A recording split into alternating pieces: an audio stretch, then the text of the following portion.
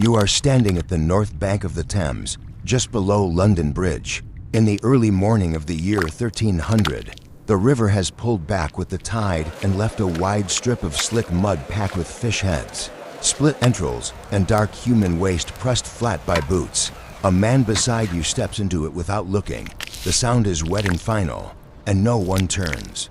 The air is thick enough to taste. Smoke from low fires hangs close to the ground, mixing with the sourness rising from the waterline. Your shoes stick when you shift your weight. You do not lift your feet cleanly. Behind you, carts grind forward in short jerks. Wood scrapes stone. Iron rims shriek once, and then go quiet.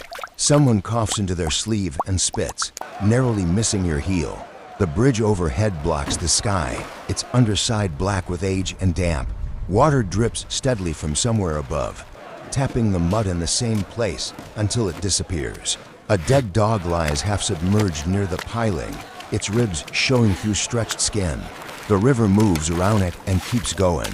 People press past you with baskets and sacks, their shoulders brushing yours. No space opens. A child is pulled by the wrist through the crowd, feet sliding, face turned down. On the bank, a man rinses a knife in the river, wiping it on his apron before tucking it away. The blade leaves a brief clean line in the brown water that closes immediately. Bells begin to sound from inland, slow and uneven, carrying through the smoke. Work starts. The river takes what it is given. The city stands and waits without shifting. Stop 1. Billingsgate Fish Market early morning. You are inside the press of Billingsgate before the sun clears the roofs. The ground slopes toward the river and is slick with scales crushed into the boards. Their silver dulled under boots. Barrels crowd your knees. Split wicker baskets lean against your shins. Men bend and straighten in front of you, their elbows sharp. Their backs close enough that you feel heat through wool. Fish are thrown, not handed. They strike wood, stone, sometimes flesh, and stay where they land until a foot nudges them aside. A woman kneels to sort eels, her hands moving steadily through water gone cloudy with blood. She does not look up when a cartwheel splashes her skirts. No one apologizes. A boy drags a basket past you, its rim scraping your calf hard enough to sting, and keeps going without turning. Voices rise and fall in short bursts, numbers and curses tangled together, swallowed quickly by the noise of gulls above. The smell is thick and settled, older than the morning. Fish guts slide into the gutter and disappear toward the river with a slow pull. Someone nearby rinses his hands in a bucket already gray, then wipes them on his hose and reaches for the next catch. Knives flash and vanish. Water drips from the tables in a steady rhythm. There is no edge to stand back to. The trade tightens around you and continues, measured only by the tide moving unseen behind the stalls. Stop 2. Cheapside Street Market mid-morning. You are wedged into Cheapside as the street fills and thickens. Timber-fronted shops lean inward above you, narrowing the strip of sky to a dull ribbon. Stalls press out from both sides, forcing bodies into a single moving mass. Your shoulder stays in contact with a stranger's back for several steps at a time. When you slow, someone's belt buckle digs into your hip. The ground is layered, trampled straw, cabbage leaves, damp cloth, and old spills that never fully dry. A butcher's block sits open to the street. A carcass hangs low enough that its hooves brush passing caps. Blood runs down the wood and gathers at the base, where it mixes with refuse swept from the stalls. A woman steps through it to reach a basket of onions, lifting her hem only enough to keep it from dragging. She sets her foot down carefully and does not look at the stain spreading beneath her. Coins change hands close to your chest. You feel breath on your neck as a man leans past to shout a price. A child cries briefly after being struck by a swinging basket, then is pulled onward. The sound cut short by the crowd. Wastewater is thrown from an upper window without warning, striking the street a few paces ahead. People step around the wet patch and close ranks again. The market holds its shape. Movement resumes at the same pace, and the street keeps feeding itself. Stop 3. Narrow lane off Cheapside late morning. You are in a lane so tight your elbows stay tucked without effort. The walls on either side are rough timber and plaster, patched and bulging, close enough that light fades before reaching the ground. The smell changes as soon as you enter. It is warmer here, held in place. Water seeps along the center of the lane, slow and shallow, carrying scraps of peel, ash, and something darker that smears when stepped on. A tanner's waste is tipped from a doorway ahead of you. It splashes into the runnel and spreads, pale and frothy for a moment before sinking. The man who poured it sets the bucket down and steps back inside. No one comments. You press yourself flatter to the wall as two porters force past with a load between them. The beam scrapes the plaster above your head, shaking down grit into your hair and collar. Someone behind you stumbles and catches your cloak to steady themselves, fingers gripping hard before letting go. You keep moving because there is nowhere to stop. From an open window, scraps of food fall and strike the water with soft sounds, joining what is already there. Flies gather thickly where the lane bends and the air barely moves. At the far end, a cart is stuck, its wheels wedged between stones. Men shout and heave. You wait, breathing what the lane gives you. The water continues to creep past your shoes. When the cart finally lurches free, the space opens just enough to release you forward, and then closes again, unchanged.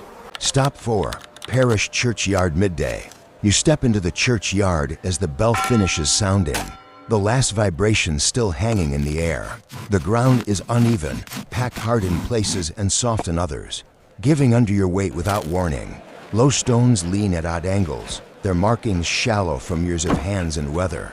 People cross the yard without slowing, cutting between graves to shorten the path. A woman pause is only long enough to lift her skirt and squat near the wall, turning her face away from the path.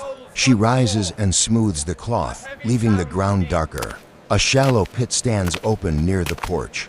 The earth piled beside it is damp and smells raw. 2 men lower a wrapped shape into it, their movements practiced and quick. The cloth darkens where it touches the soil. A child peers in briefly before being pulled away by the shoulder. The pit is filled without ceremony. Feet tread the soil flat before the last clod settles. Vendors have set up along the boundary, their baskets resting against gravestones. Bread is cut on a slab laid directly over older ground. Crumbs scatter and are trampled into the dirt. Dogs nose at the edges and are kicked aside when they linger too long. Someone eats as they walk, chewing steadily while stepping over a mound not yet leveled. The bell begins again, calling those inside. Others continue through, using the yard as a passage. The earth does not rest. It is pressed, opened, and pressed again, and the traffic across it does not thin. Stop 5, public latrine by London Bridge, early afternoon. You stand beneath the bridge approach where the structure thickens and the light dims. The latrine is a narrow timbered shed built out over the river, its planks darkened and soft at the edges. The entrance is low. You stoop without thinking. Inside, the air is heavy and unmoving. The floor slopes slightly toward the openings, and the wood creaks under the weight of bodies shifting in line. You wait close enough to feel the warmth of the person in front of you. Their hose brushes your knee. Someone coughs once, wetly, and clears their throat against the wall. The openings are shared. When one man finishes, another steps forward before the seat cools. The river moves below, unseen but audible, taking what falls through the gaps with a steady sound. There is splashing when the tide is high. No one reacts. A woman balances a child on her hip while she uses the plank, holding them away from the edge. The child kicks and drops something small, which vanishes between the boards. A man wipes himself with a scrap of cloth and leaves it behind, pushing past you to get out. Your foot lands on it by mistake. You do not stop to clean it. Water drips constantly from above, tapping your shoulder, then your neck. The line advances. When you step forward, the space closes behind you. The river keeps moving under the bridge, and the shed stays full. Stop 6, Thames Side Brewhouse Yard, late afternoon. You are in the yard behind a brewhouse near the river, where the ground is churned into a thick paste by carts and feet. Low walls trap the heat. Steam leaks from a door that opens and closes without pause, carrying the sour sweet smell of wet grain. Barrels crowd the space, their hoops rusted, their sides slick to the touch. You brush one as you pass and your sleeve comes away damp. Spent mash is shoveled into a heap against the wall. It smokes faintly as it sits, already alive with movement. Pigs push their snouts into it, grunting, their flanks streaked with old filth. A man kicks one aside when it blocks the path, not hard enough to move it far. He keeps walking. Water used for cooling runs across the yard in shallow channels, darkened by whatever it collects, and pools where the stones have sunk. A cooper works nearby, his hammer ringing out in short bursts. Each strike sends a dull echo into your chest. He spits between blows, adding to a spot already blackened and wet. Someone rinses a cup in the runoff and drinks without stepping aside. The river is only a few paces away, hidden by buildings, but its pull is felt in the slow draw of water toward the edge. As the light lowers, the yard does not empty. Fires are fed, barrels are rolled. The smell settles deeper, and work continues at the same measured pace. Stop 7, timber tenement interior evening. You climb a narrow stair inside a timber house near the river. The steps worn into shallow bowls that catch dirt and damp. The ceiling drops low enough that your head tilts forward without thought. Smoke from the hearth above settles in the stairwell, trapped, stinging the eyes. The walls sweat where warm air meets cold wood. You pass a landing where a door stands open, revealing a single room crowded with bodies and things. Inside, a fire burns low in the center, its light uneven. A pot hangs over it, crusted along the rim. The contents stirred occasionally with a stick pulled from the floor. People sit shoulder to shoulder on benches and chests, their backs touching. Someone sleeps upright, mouth open, breath loud and wet. Lice are picked from a sleeve and crushed between fingernails, dropped into the rushes without comment. A chamber pot is set against the wall, already used. When it is lifted to be emptied out the window, a splash sounds below, followed by a brief shout that fades quickly. No one inside pauses. A child crawls through the legs of the adults, hands black with soot, and is pulled back by the ankle before reaching the fire. The room grows darker as the fire settles. Conversation thins into coughs and shifting bodies. There is no closing of space, only a lowering of light. The house holds everyone it can, and the night presses in without changing its shape. The sounds of the city flatten as the light goes. Footsteps thin into isolated scuffs on stone. Somewhere a bell marks the hour, its echo shorter now, absorbed by walls and damp air. Smoke loosens from the streets and drifts lower, settling where it has settled every night. In the rooms above you, breathing finds a shared rhythm, broken by coughs that do not wake anyone. The river continues to move onto the bridge, its surface unseen, its pull constant. Darkness does not empty the city, it compacts it. Fires are banked but not out. Water still runs in narrow lines toward the Thames, carrying what was dropped during the day. Rats move where people no longer do, their sounds brief and close to the ground. Somewhere wood shifts as a beam cools. A door opens and closes. Then nothing calls attention to itself. Before long, the bells will sound again, faint at first, then clear. The same pots will be used. The same spaces will be filled. What sinks will sink. What stands will stand. For now, the last light slips from the upper windows, one by one, until even that stops, and the city holds in the dark, unchanged.